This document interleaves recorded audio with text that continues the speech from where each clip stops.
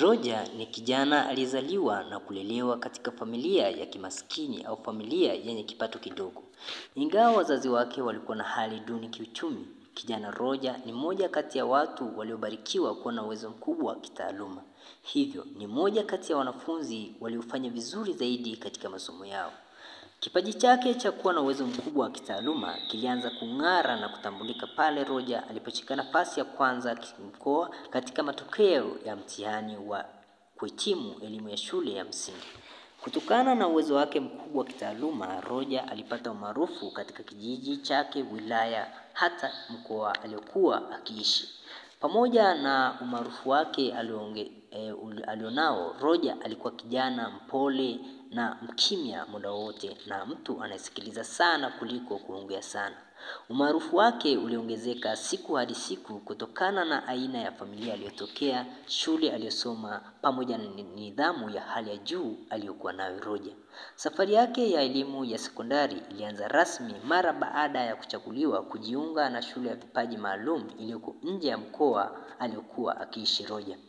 Wazazi wake waliumiza sana vichwa kwa kufikiria ni kwa namna gani wataweza kumpatia mwanao pesa za usafiri, ada na matumizi madogo madogo pindi atakapokuwa katika masomo yake. Ukweli ni kwamba Mungu hakupi vyote, lakini pia Mungu hakunyimi vyote.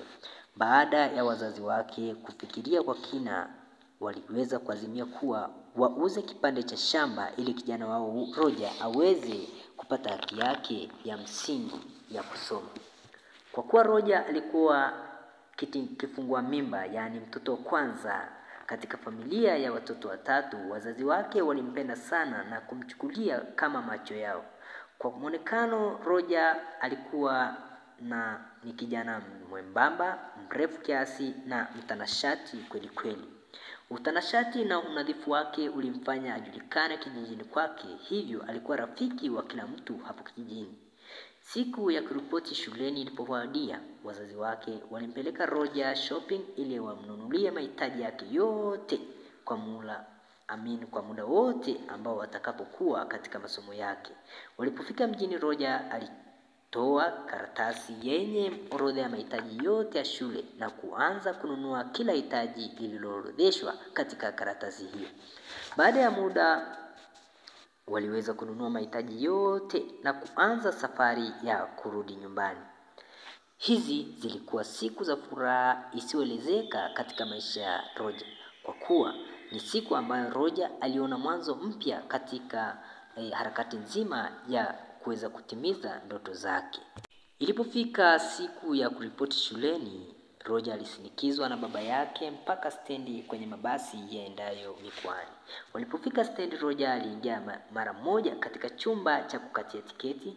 Alitaja majina yake yote kama alivyoulizwa na karani alikuwa akiandikisha tiketi.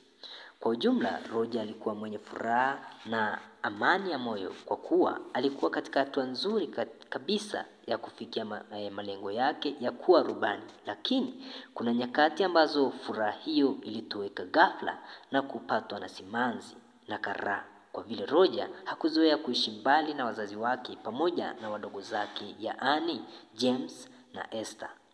Hali hiyo ilimfanya Roger asiwe mtulivu kabisa, kwa kuwa alizoea kupiga stori, kucheza na hata kuimba pamoja na wadogo zake.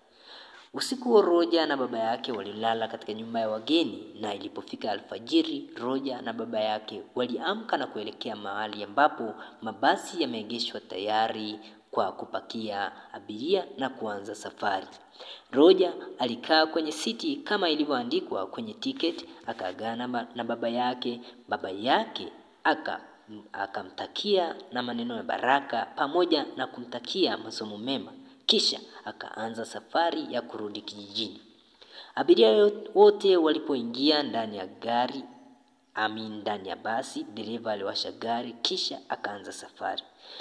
Wakati akiwa safarini au safari ikiendelea, Roger alitazama nje ya gari na kuona jinsi miti ilivyozidi kurudi nyuma, huku akiendelea kutafakari ni kwa namna gani akifika shuleni atasoma kwa bidii na kujituma ili aweze kutimiza malengo yake aliyokuwa akitamani kuyafikia.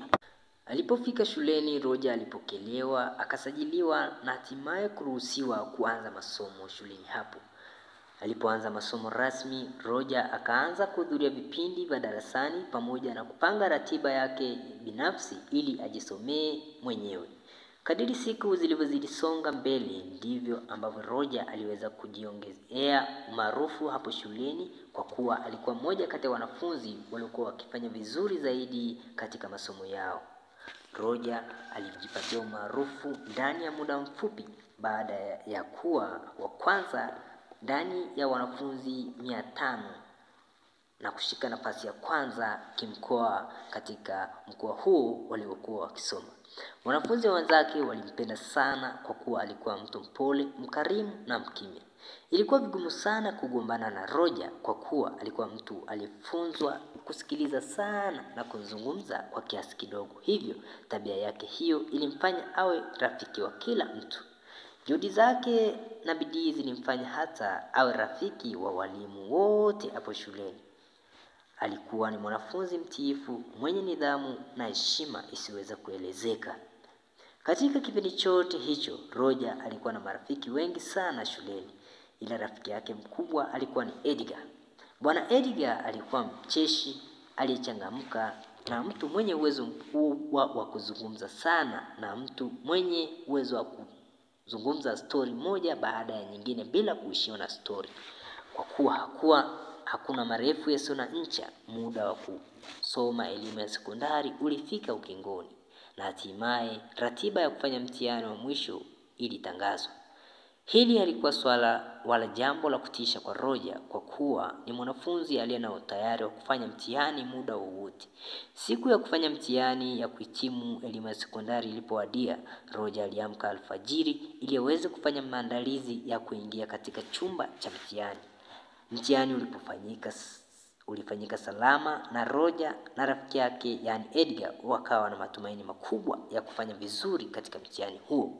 Matokeo ya mtihani yalipotangazwa, Roger alikuwa mwanafunzi wa kwanza kitaifa, lakini kwa Edgar hali ikawa tofauti, kwani ufaulu wake haukuwa ukiridhisha, hivyo alikosa nafasi ya kuchaguliwa kujiunga na elimu ya chuo.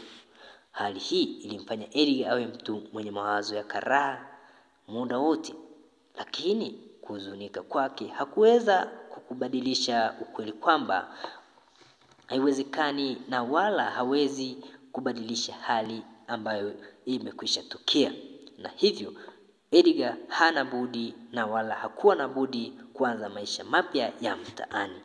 Roger alijiunga na moja kati ya vyuo vikuu bora katika ukanda wa nchi zilizoko kusini mwa jangwa la Sahara. Katika masomo ya chuo kikuu, swala la ada, chakula na mahitaji mengine halikuwa na tatizo, kwa kuwa Roger alisoma chini ya ufadhili wa serikali.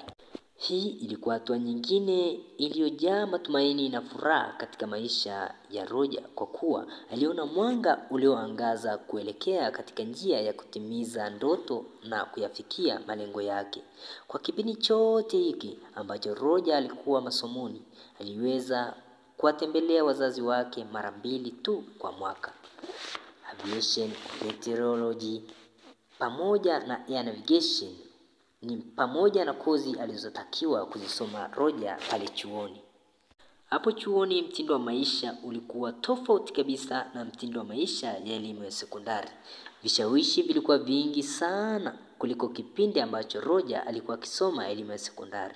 Macho ya Roger yalianza kuona na kutambua uzuri na urembo wa wanawake wa kila aina hapo chuoni. Hata nje ya chuo, Roger alijitahidi sana kuvishinda vishawishi hivyo, kwa kuwa alidhamiria na alikuwa mtu alijizatiti kutimiza malengo yake ya kuwa rubani.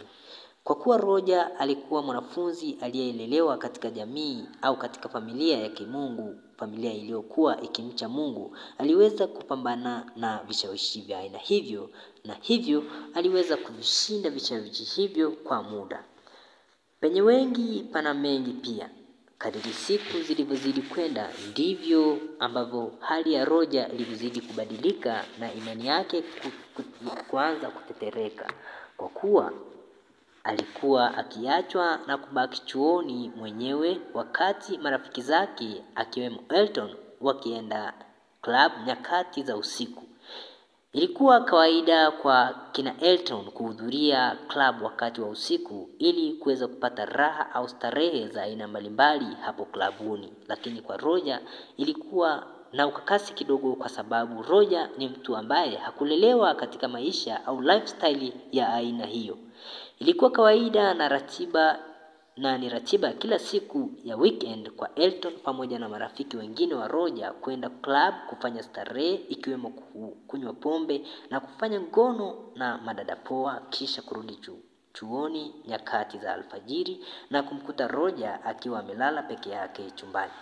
Kitendo hiki kilimfanya Roger aanze kupata ushawishi wa kwenda club, kwani rafiki zake walikuwa wakimhadithia yale yote walioyafanya club nyakati za usiku. Ilikuwa siku ya Jumamosi ambapo Roger alikata shauri au aliamua kuongozana na marafiki zake mpaka club ili ajionoe mambo ambayo walikuwa wakiyafanya hapo klabuni.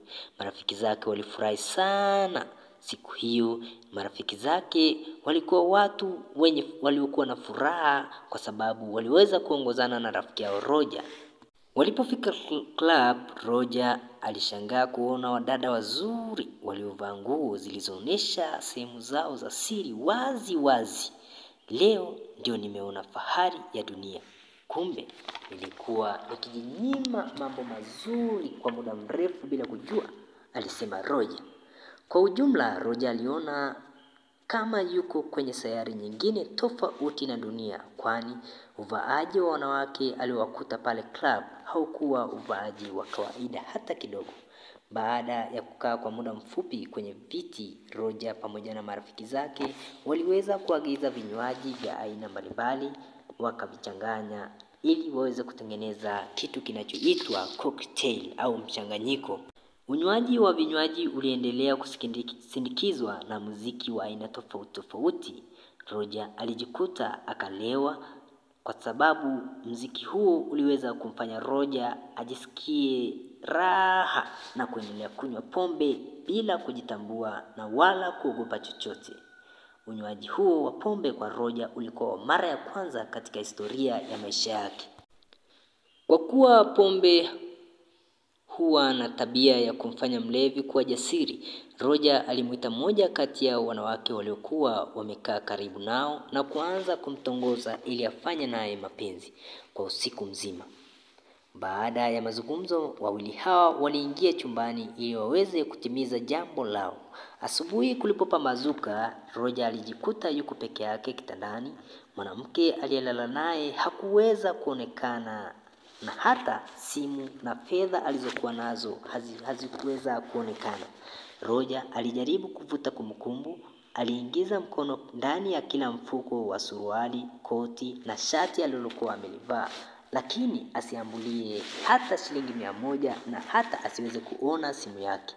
Masikini Roger, kumbe mwanadada huyu au mwanamke huyu ni mwizi, alisema Roger bila kupata mtu wa kumjibu kwa kuwa alikuwa akiongea peke yake kwenye chumba cha wageni. Baada ya kutafakari kwa muda wa dakika 20 kuhusu tukio hilo ambalo alifanyiwa, Roger aliamua kurudi chuoni na kukata shauri la kutokurudi tena club.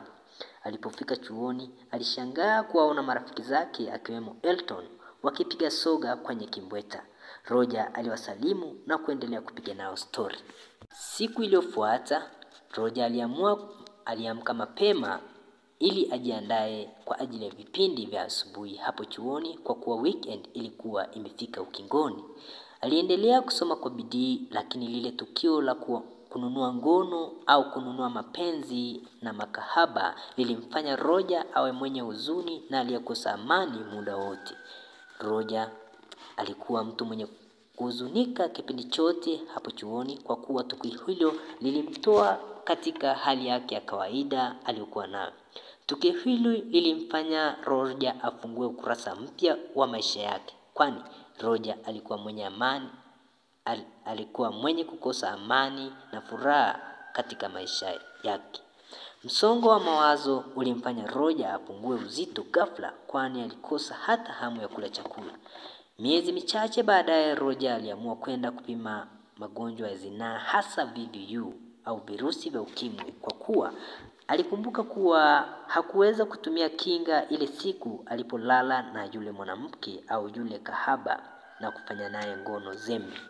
Alipofika hospitali, daktari alichukua sampuli ya damu ya Roger na kupeleka maabara ili kufanyiwa uchunguzi.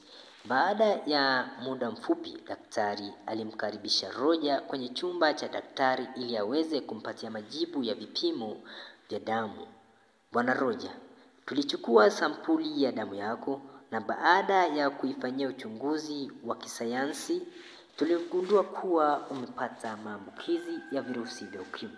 Lakini na kuomba kwamba kupata maambukizi ya virusi vya ukimwi si mwisho wa maisha. Bado una nafasi ya kuishi maisha ya furaha na kuweza kuendelea na shughuli zako za kimaendeleo bila tatizo lolote. Maneno haya ya daktari yalimfanya Roger apate mshtuko na kupoteza fahamu kwa muda wa dakika 7. Je, Roger atawaeleza nini wazazi wake? Je, Roger atakuwa na uwezo wa kuendelea kupigania ndoto yake ya kuwa rubani? Hii ni Gifted Heart. Kama bado hujajiunga na familia yetu ya Gifted Heart, tafadhali ujiunge kwa kubonyeza maandishi meusi yaliyoandikwa subscribe, kisha bonyeza alama ya kengele ili uweze kupata notifications mara tu tutakapokuwekea sehemu ya pili ya mkasa huu. Gifted Heart, the best media.